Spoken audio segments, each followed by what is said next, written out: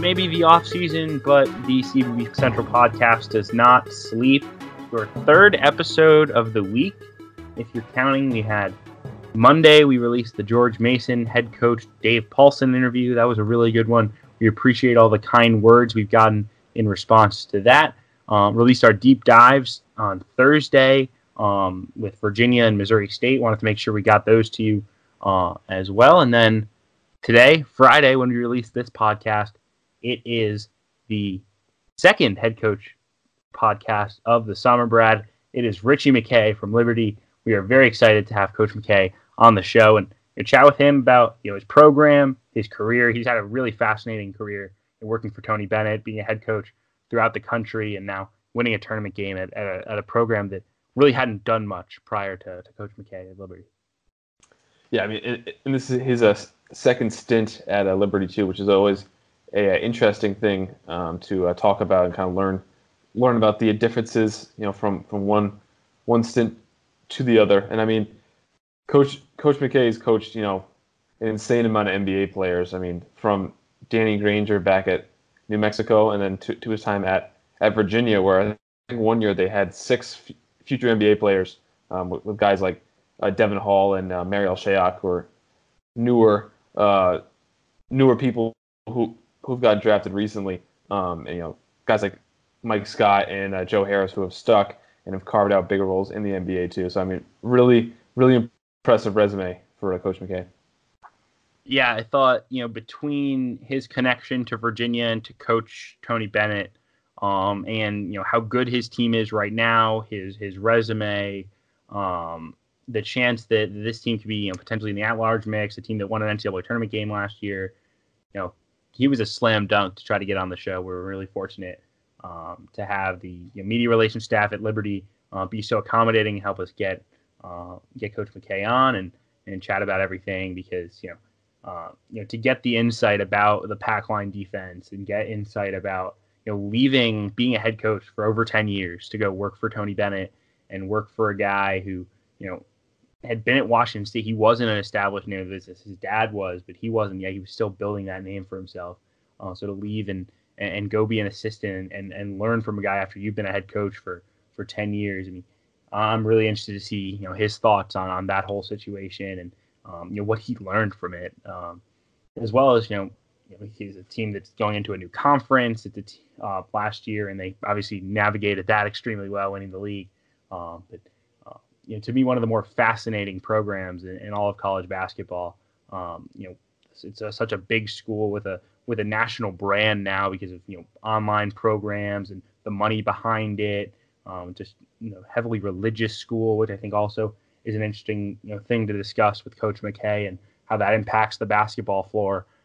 So just a really a lot of things that drew us to hoping to chat with Coach McKay, and we're fortunate to be able to have done that. Yeah, and I mean, you touched on their team this year, but I mean, returning 5 of their top 6 from a team that was probably NIT at large.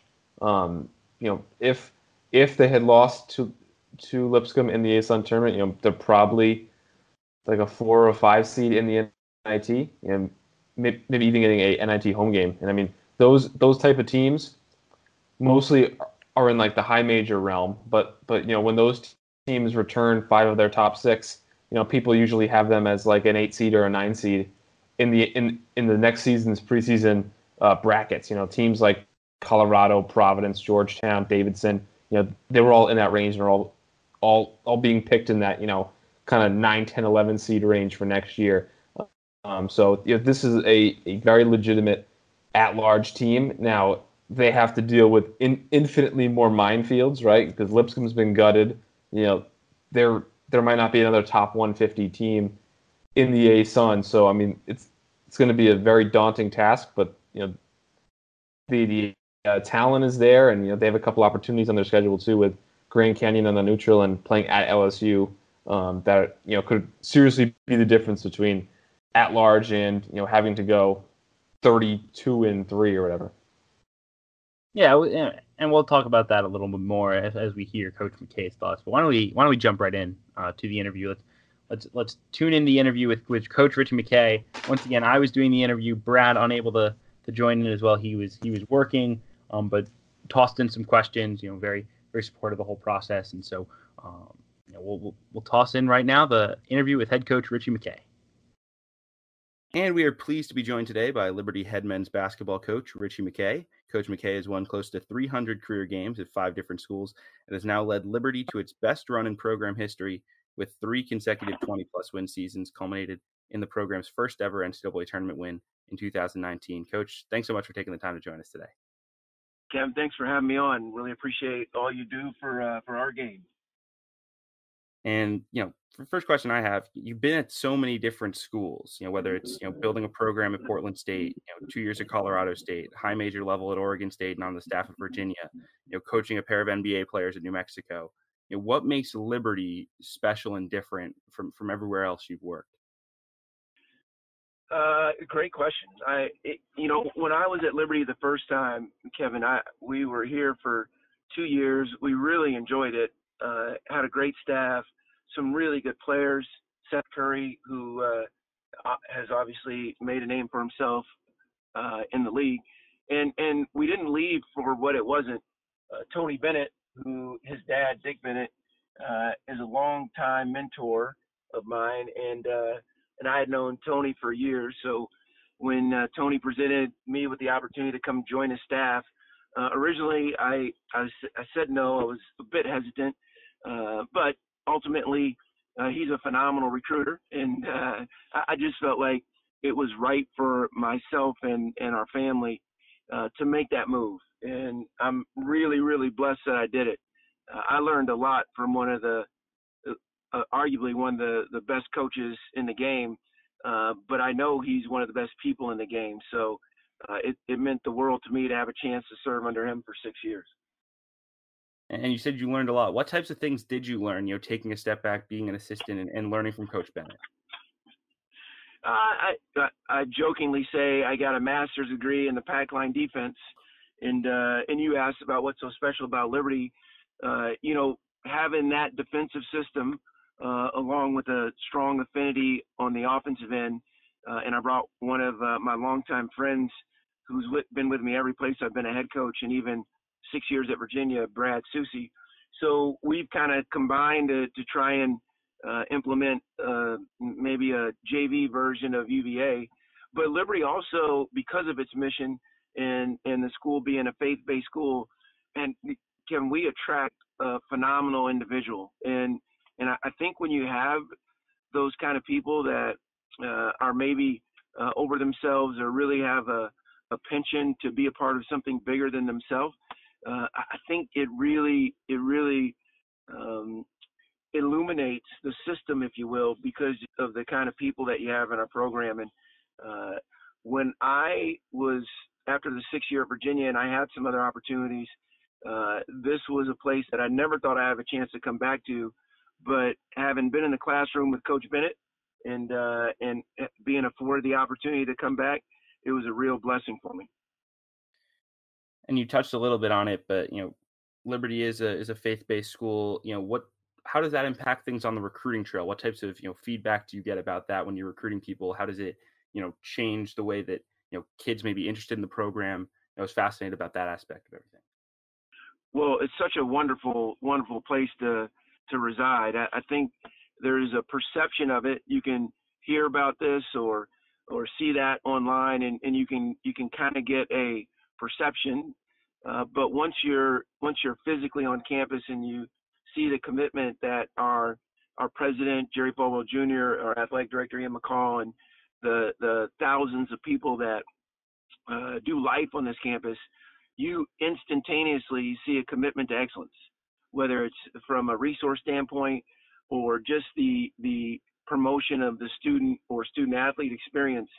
I think you'd be hard pressed, Kevin, to find a place that is more invested in its student body. And I think of it as a privilege to be a part of that. And we've got good facilities and all that, but I think the thing that separates Liberty are the people. Not saying we're better than anywhere else. I just think there's a united effort to pursue excellence and to, again, be a part of a body that is hopefully growing in its health and its functionality.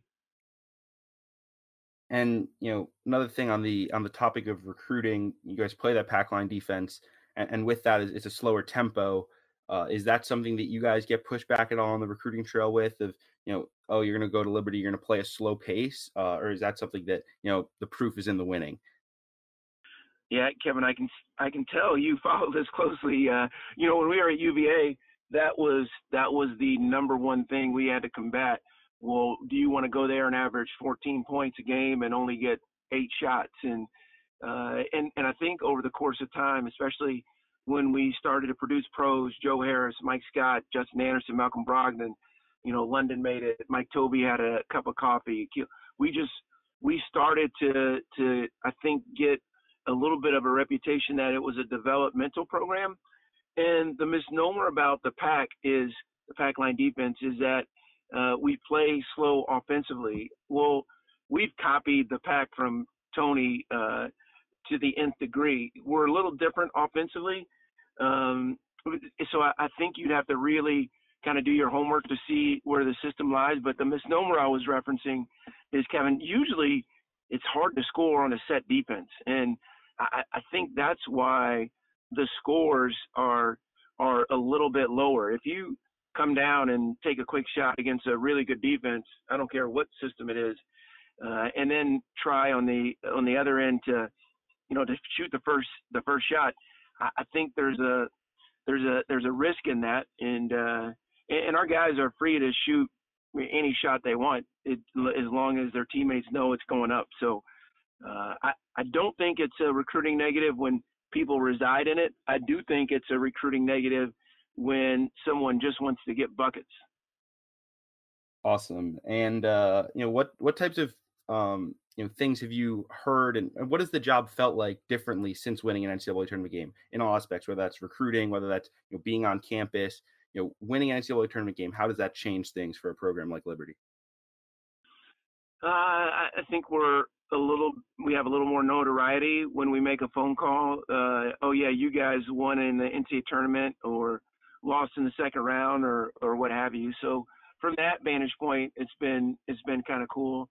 I also think because we have so much returning, it's the expectations have risen significantly, and we'll have to navigate that. But I think, Kevin, for me, what the joy has been is the pride in which so many of our alumni across the country, whether they're an online student or a resident student or ex-resident student, I think the pride in which they've had in sharing in our little semblance of success, that's been really neat. I just think, again, I think it's an honor to be able to coach at a place like this. So anytime your program can have success and people can share in that, I think there's a great sense of gratitude for that. You touched a little bit about managing the expectations. You ended the 2017-2018 season in heartbreak and losing on the buzzer beater to Radford, game that would essentially the NCAA tournament. How do you make sure your team has the same level of chip on their shoulder going into this season from last? Yeah, I don't know if you can recreate that. I think, Kevin, you heard Tony Bennett say it so eloquently. I think he listened to a TED Talk after the devastation of losing to UMBC, who's tremendously well coached and played a great game, and then coming back and having the season they had where they ultimately won it all. He talked about adversity, and he said if you handle it right, adversity he's alluding to, it can take you to a place that you never could have gone if you didn't go through it. And I think on a way smaller scale, us losing at the buzzer in our last season, the Big South, at Radford, in front of a great raucous environment, I think that was tough for our guys.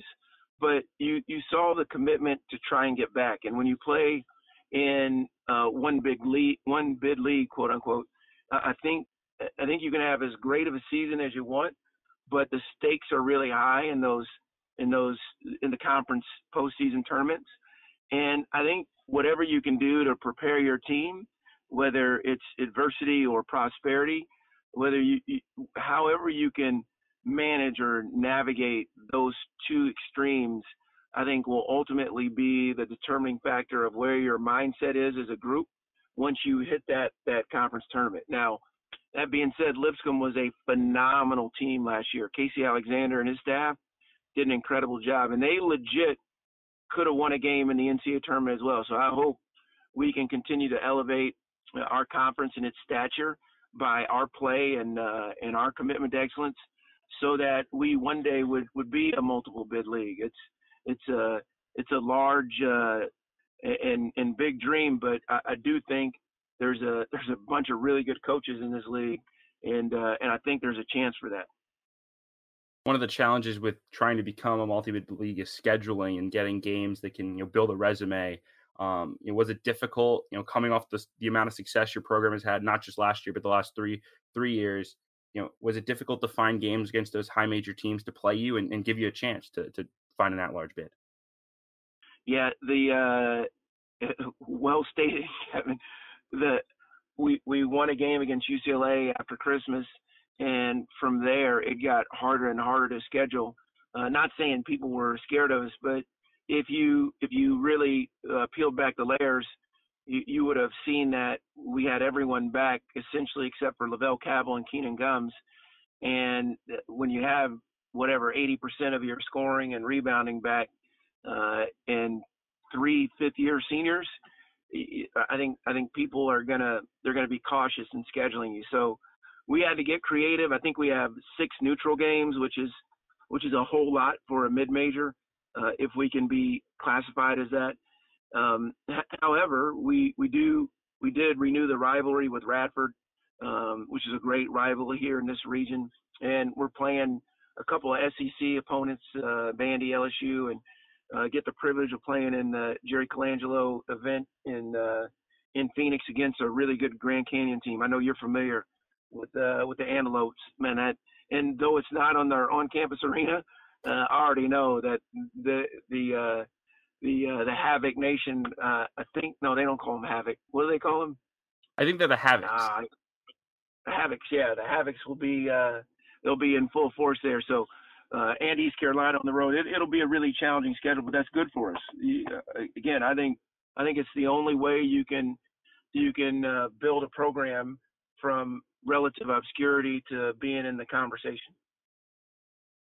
And you mentioned a little bit the move to the ASUN. What's a challenge, that someone from the outside may not realize of switching a conference beyond just playing different teams?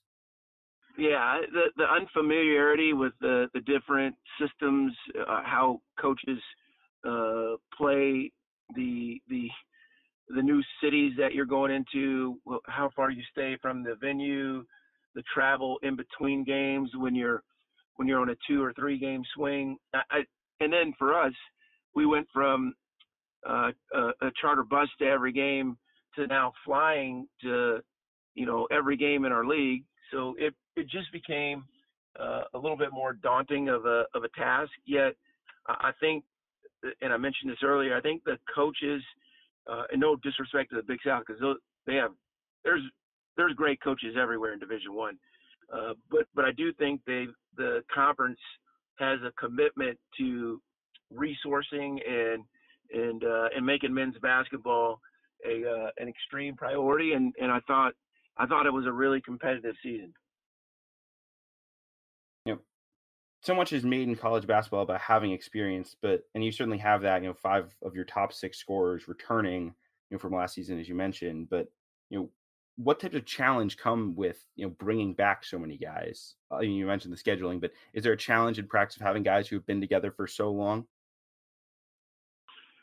I don't think the challenge is in the familiarity with one another. I think that's a great strength. I think where it changes, because we signed 3 freshmen and they're all good, and I think the returners expect to play the same number of minutes that they played last year, if not more. Yet the freshmen are challenging them, or at least they did this summer. And now you've got a group that maybe is a little deeper, that is used to having some expected minutes on the court. So how we navigate the 200 minutes over the course of a game, and our desire or willingness to sacrifice for the betterment of our team. I think that's going to be really important. There's a great quote that I heard, where there's progress, it usually comes at a personal cost. And I think for our program to continue that upward mobility, I think it's going to cost us something. But I do think we have the character in the room, Kevin, to handle those what could be inconvenient or uncomfortable moments. And I think our experience will be a great positive for us. And Scotty James, the leader of your team, one of the more efficient players in the country. But he's just a fun guy to watch play. He's such an energetic guy. He has a chip on his shoulder. You can see it when he plays. What's it like coaching a guy like that who seems like he's so on 24/7? No doubt. He really, if you have an iPhone, my guess is you have an iPhone. Do you, Kevin? I do indeed, yeah. So the battery life you can see with the icon in the upper, whichever corner. I've got a different phone, but you can. He's one that if you had a battery icon, every single play that battery would lose percentages because he gives effort on every single play, and he's an amazingly conditioned athlete. He's an incredible worker. He'll play for money. How high of a level he attains remains to be seen, but he's really been a fabulous addition for us. And his experience at Bradley and the redshirt year, I think, just gave him an ownership in his maturity, and he's handled his responsibilities incredibly well. He's a major reason why we've maybe been able to grow a little quicker. And pairing him with Caleb Holmesley really makes, in my mind, one of the better duos at the mid-major level. But who's a guy who could take the next step for your team and help replace Level Cabell and really be maybe the third star with that group? Kevin, I saw some of your mid-major rankings, and Caleb wasn't on there. Can I ask about this on this podcast? Yeah, you can. I think the challenge is there's so many good players at every level. I thought with Caleb, he played better last year off the injury. I think he has a chance this year to take the step even further. But it was a bit of a numbers crunch. Kevin, I'm giving you a little bit of a bad time. Not many coaches probably ask you questions on the podcast, but you do know I follow you, and you do a phenomenal job. I mean that sincerely. I think you're 1,000% right. There's so many really good players around the country. I don't know if I've seen Caleb Holmesley could play at any level, and he could have transferred, could have put his name in the portal. He could have put his name in the draft and gone through that process. But he was so committed to us and going to the tournament again and seeing if we couldn't have another special season that he decided to stay. So I'm really indebted to him for that. But I'm telling you, I think he's going to be an NBA player. I mean, that's how good I think he is. So you're right about he and Scotty James as a duo, and I think their selflessness maybe leaves them in a little bit of obscurity. But you asked about a third person. Georgie Pacheco-Ortiz and Elijah Cuffey have started most of their careers for us, and they get zero credit. Elijah's arguably one of the best defenders I've ever coached, and I've seen some great ones at UVA. And Georgie, who doesn't look the part, he's such a steady force. I would compare him to Lennon Parente as a kid we had at UVA in terms of his efficiency, his IQ. He was on the under 18 or maybe it's under 20 Puerto Rican national team, and he's been an unbelievable. He'll be the winningest player if we do it right. He'll be the winningest player in Liberty basketball history over the course of 4 years. All right, last question for you. What's the long-term vision, for this Liberty program? You inherited a program that had won 8 games the year before you arrived. You've won an NCAA tournament game in your 4 years since. What's the long-term view here of what you can build Liberty to? Yeah, I've got illusions of grandeur in that realm. I don't want to put a cap or a ceiling on the way we continue to progress.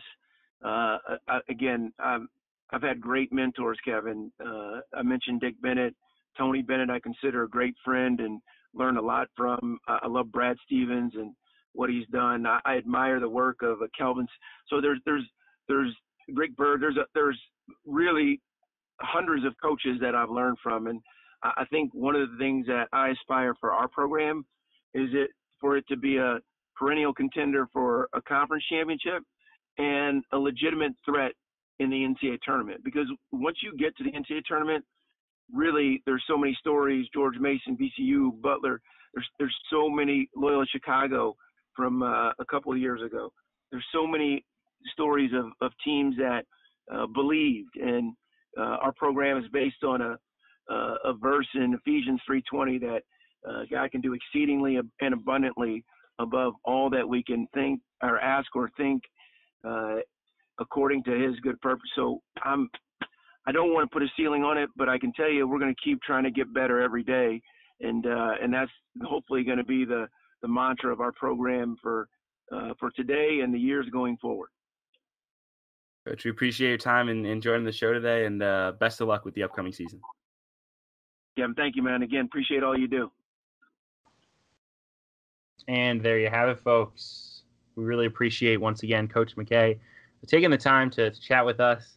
I really, really enjoyed him, having obviously read my mid-major positional rankings, maybe not liking them so much for keeping out Caleb Holmesley. But, it was a really fun conversation that I had a lot of fun with. I thought, he was really open and willing to talk about, his experiences and what Liberty's all about. And, really appreciate, all the support that, he's giving to the show by hopping on. Absolutely. And I mean, he had so many interesting things to talk about, from, starting from, how teams would negatively recruit against the slow pace, having to sell that, the pack line and kind of the slower tempo isn't all that different. Like when you look at possessions per game, I mean, you're playing 6 or 7 fewer possessions for a slow tempo team than an average team. So it really doesn't turn out to be as much as, maybe the negative recruiting makes it out to be. Right. And he also mentioned, the offensive style they play. It's not all blocker mover like Virginia. They run really clean offense and get a lot of looks in space. And when you look at the stats, I mean, this was one of the more efficient offenses in the country last season. Not just from the perspective of, scoring a lot of points per possession, but they were the 4th most efficient team on 2-point field goals in the country, 58% from 2, 12th nationally in field goal percentage, 49% from the field, 37% as a team from 3. They made their free throws. I mean, this was a team that was great as a shooting team. They won the rebounding battle. For the most part, they took care of the basketball. They won the turnover battle. So they scored almost 74 points a game last season. So they proved, the pack line defense does not mean you can't score, does not mean you can't play, in exciting games. And even just looking at the NCAA tournament game, they went in and they played against a Mississippi State team that had plenty of firepower, and they won that game 80-76. And we've talked a lot about, can Virginia was always the conversation, and this has obviously been disproved this year. Could Virginia win, these high-scoring NCAA tournament games? And talk about Caleb Holmesley and a guy who maybe I underrated a little bit in these mid-major positional rankings. The guy put up 30 in that NCAA tournament game. He was terrific. He was that difference maker, a guy who could get a bucket and really change the complexion of a game and hang around with high major teams. So, Mississippi State able to put up 76 on them. It didn't matter. They were able to win. So I think it proves, you can play a faster pace. You can play against a team that's scoring up and down with you.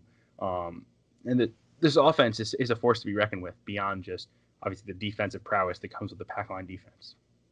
Yeah, and just to put some hard numbers behind the tempo stat. I mean, Liberty, 62 possessions a game, which was 5th slowest in the country, right? Average, it's 180th in the country. A team like URI was at 67, so it's 5 fewer possessions. It's less than 10% fewer. So it's really it's not as different as people make it out to be. teams like the Big Ten teams get this a lot, right? And like Virginia, and people say like, how can you watch this slow basketball? It's boring, etc. But I mean, 5 possessions really isn't all that much in the grand scheme of things. Yeah, absolutely. And just kind of touching on that NCAA tournament run a little bit more. They played that fast-paced game against Mississippi State, or at least a little bit more up and down. We also forget that Virginia Tech game, which we didn't really mention at all in the interview, Brad. Liberty led at halftime in that game.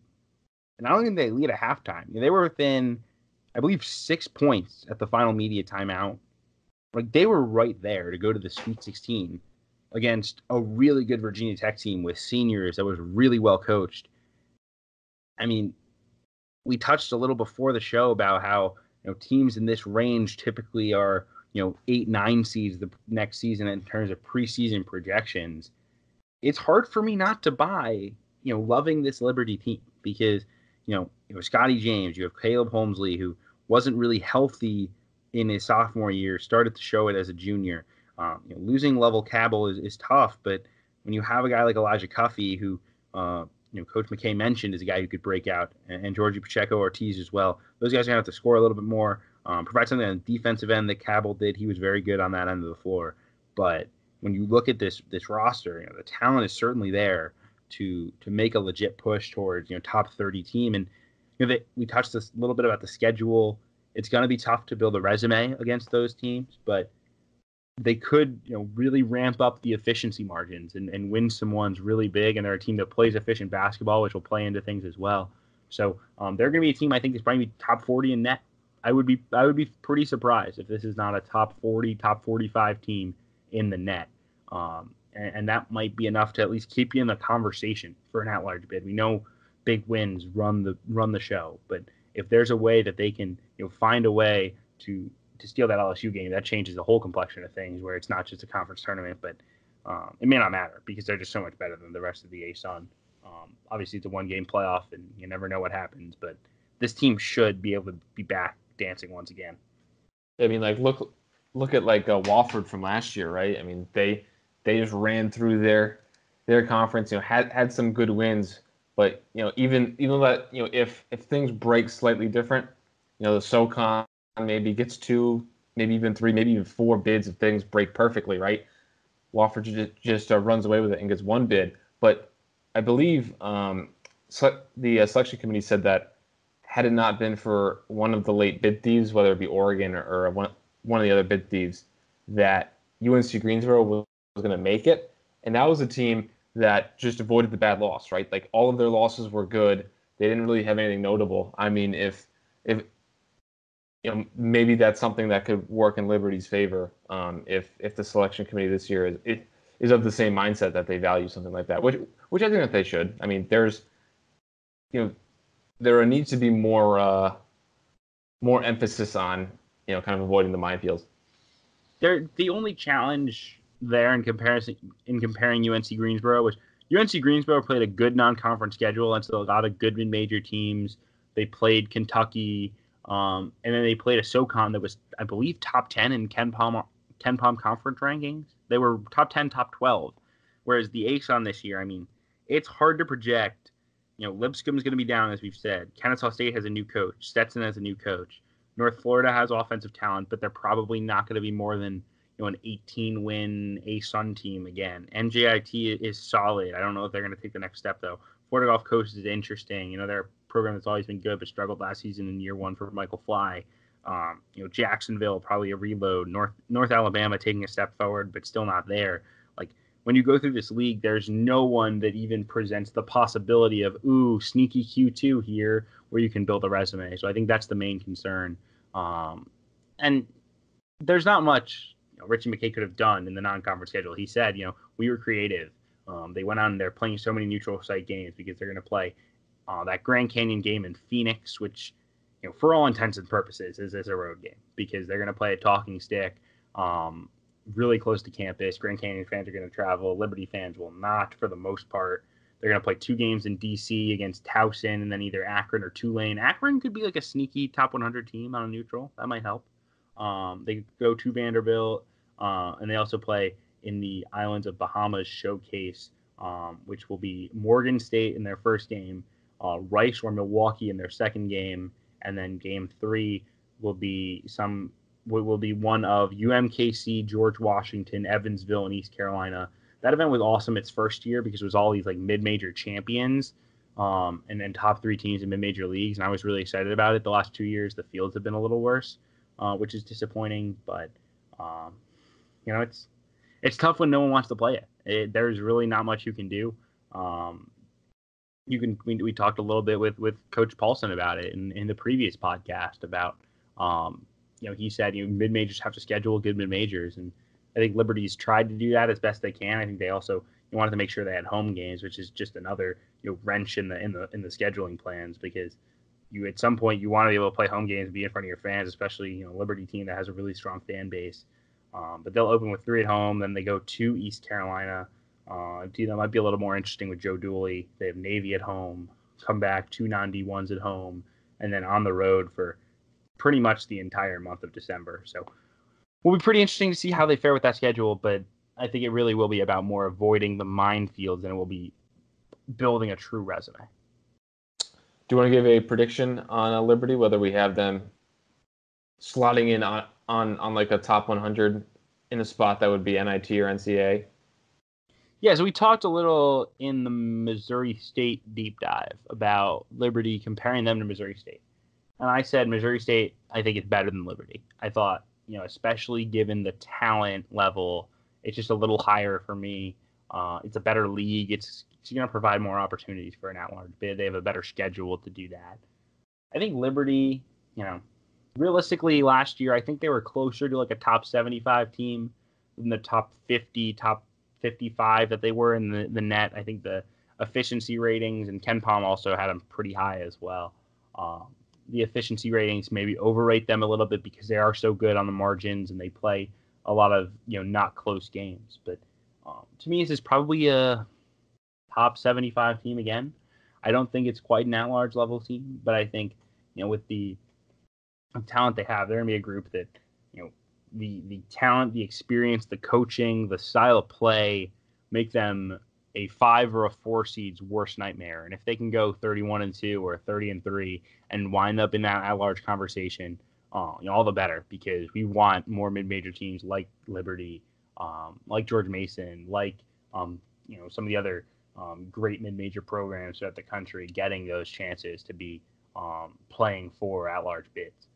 Not necessarily 8-10 Big 10, 8-10 in the Big 12, Texas. Not that we're anti under 500 conference major conference teams. I think it has to just be, you have to earn it, and I don't think at some times these teams earn it. And I think Liberty earned it last year, whether they got it or not. Yeah, so I tentatively have Liberty at 54. Which would make them the last 12 seed if they win the ASUN. If not, it would make them a 2 seed in the NIT. And I'm still kind of finalizing from like 41 down to 100.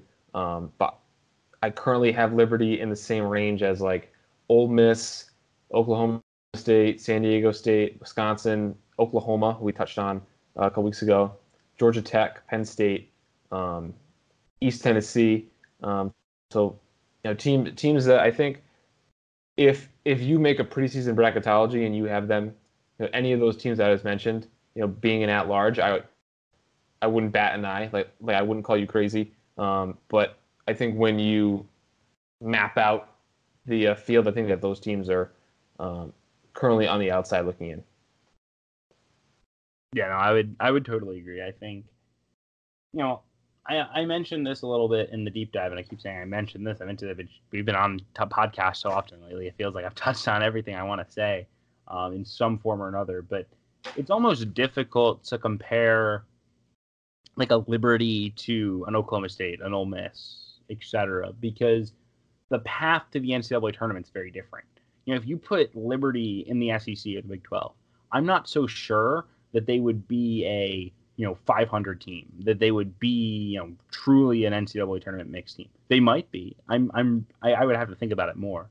But it's more, but the path for them to being in that range is more about, can they win all the games they're supposed to win? Can they dominate the league like they're supposed to do? And can they put themselves in that position? And I think Liberty is very well structured to do so because they have experience. They have a defense that will travel. One of the things that's so important, in avoiding these let-up games. When Monmouth didn't get an at-large bid, it was because they had a couple of let-up games where their shooting was off. They were a very three-point heavy team in 2016, 2015. I think it was 2015, 2016, that team. They were a very three-point heavy team. Liberty is a team where the defense will keep you in every game. They will be right there. Now, can they go out and finish the job? Maybe so. Maybe not. But they'll be right in the mix in every ball game, even if they don't come to play. They don't have their full energy. They don't have these. Conference games are tough. Road games are tough. We know this. We've seen it too many times. So I think the defense gives them a real chance to be right there, and to have seniors and veterans who've been around and could play anywhere in the country like James and Holmesley. I think that's a huge plus as well. Absolutely. Is there anything else you wanted to touch on from the interview? No, I think we got it. Once again, we really appreciate Coach McKay for hopping on, and the Liberty Media Relations staff for helping us set this up. We've got more head coaching interviews coming. We have at least one more book. We hope to get more booked. That is my job, to continue to keep providing you guys with the best content you guys are looking for. Once again, if you're new to the show, if you're a Liberty fan or you're an A-Sun fan tuning in, we appreciate it. We're in our deep dive season for the summer, so check those out. Check out our website. It's my website, cbbcentral.com. You can also check out Brad on Twitter at BradCav2. I'm on Twitter at CBB_Central. And if you enjoy the interview, if you enjoy the show as a whole, please subscribe to the podcast on Apple, on Spotify, on YouTube, on Google Podcasts, on wherever you tune in. Subscribe, give us a 5-star review, give us a nice little write-up as to why you enjoy the show. It does help others find it. So we appreciate it once again. Hope you guys have a wonderful rest of your week.